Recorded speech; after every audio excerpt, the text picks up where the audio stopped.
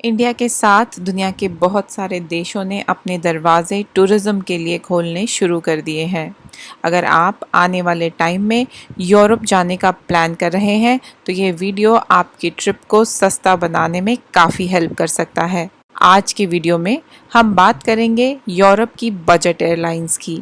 इनके फेयर कभी कभी इतने लो होते हैं कि आपको देखकर यकीन ही नहीं होगा। 400 से 500 रुपए में आप एक वन वे टिकट बुक कर सकते हैं, लेकिन इनको बुक करने में बैगेज और चेक इन रिलेटेड कई शर्तें होती हैं, जैसे कि फेयर में चेक इन बैगेज अलाउड नहीं होता या फिर एयरपोर्ट पर काउंटर पर जाकर चेक इन करने की फैसिलिटी अवेलेबल नहीं होती। तो इन बजट एयरलाइंस में रायन एयर, विज एयर और पेगासस जैसी कई एयरलाइंस शामिल हैं। मैंने खुद भी कई बार इन एयरलाइंस को बुक किया है। एम्स्टर्डम से प्राग, वेलेंसिया से बुडापेस्ट या फिर बुडापेस्ट से एम्स्टर्डम मैंने कई बार इन एयरलाइंस के थ्रू ट्रैवल किया है। वैसे तो यूरोपियन कंट्रीज के बीच ट्रेन भी अवेलेबल होती हैं, लेकिन वो इन फ्लाइट्स के मुकाबले काफ़ी महंगी होती हैं। इन एयरलाइंस के थ्रू आप ऑलमोस्ट पूरे यूरोप में ट्रैवल कर सकते हो या फिर उनके नियर बाय कंट्रीज़ में भी। ये एयरलाइंस इंडिया से तो ऑपरेट नहीं करती हैं, लेकिन अगर आपको यूरोप में बजट ट्रैवल करना है तो आप इंडिया के नियरेस्ट कंट्री जाकर इन फ्लाइट्स को ले सकते हैं। जैसे कि आप Wizz Air Dubai, Abu Dhabi या ओमान से बुक कर सकते हैं। इंडिया से दुबई जाने के लिए आपको कई सस्ती फ़्लाइट मिलती हैं, तो आप उन्हें बुक करने के बाद लो कॉस्ट एयरलाइंस वहां से ले सकते हैं। इन फ्लाइट्स के नॉर्मल फेयर में चेक इन बैग्स अलाउड नहीं होते। आप बस एक हैंड बैग लेकर एयरक्राफ्ट में जा सकते हैं। अगर आप चेक इन बैगेज भी ले जाना चाहते हैं तो इसके लिए आपको अलग से चार्जेस देने होते हैं।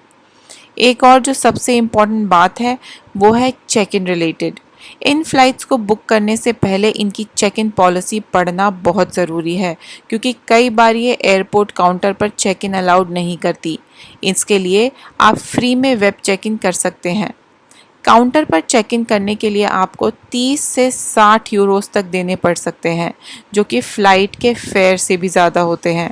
वेलेंसिया से बुडापेस्ट जाते हुए मेरे फ्रेंड के साथ ऐसा ही हुआ था। उन्होंने वेब चेक इन नहीं किया और काउंटर पर चेक इन करने पर उन्हें 60 यूरोस देने पड़े थे। बहुत रिक्वेस्ट करने पर भी उन लोगों ने ये फ़ी वेव ऑफ नहीं की। सो प्लीज़ मेक श्योर जब भी आप ये वाली फ़्लाइट्स बुक कर रहे हैं तो पहले से चेक इन करके ही एयरपोर्ट पर जाएं। अब बात करते हैं खाने की। यूजुअली इन फ्लाइट्स में खाना खरीदना पड़ता है।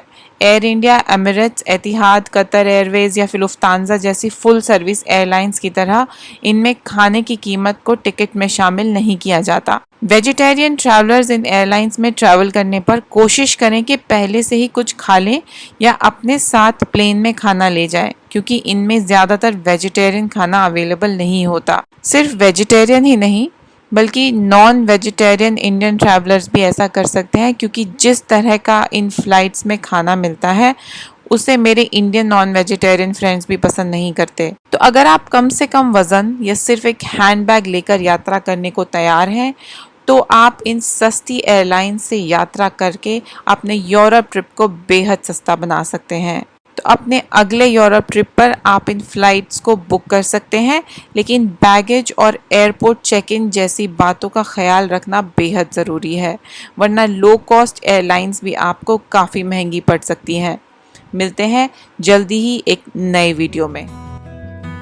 तो अगर आपके पास में कोई भी ट्रैवल अपडेट है, कोई ट्रैवल न्यूज़ है, ट्रैवल रिलेटेड कोई भी इन्फॉर्मेशन या फिर आपका अपना एक्सपीरियंस, चाहे वो अच्छा था या ख़राब, आप उसको ज़्यादा लोगों तक पहुंचाना चाहते हैं तो आप एक वीडियो बनाइए और YouTube पर अपलोड करिए। लेकिन उसको अभी पब्लिक नहीं करना है, उसको रखना है अनलिस्टेड और सेव करके शेयर कीजिए उस लिंक को video@touristhelpline.com पर। इस मेल पर उस लिंक को भेज दीजिए।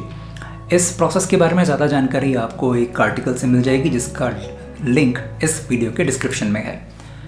एक बात मैं आपको कह सकता हूँ कि अगर आपका कंटेंट ज़ोरदार हुआ, बहुत ज़्यादा लोगों को पसंद आया, उन लोगों ने और आगे शेयर किया, तो आप अच्छा खासा अर्न कर सकते हैं। ज़्यादा जानकारी के लिए डिस्क्रिप्शन में लिंक है, उसको रेफ़र करें।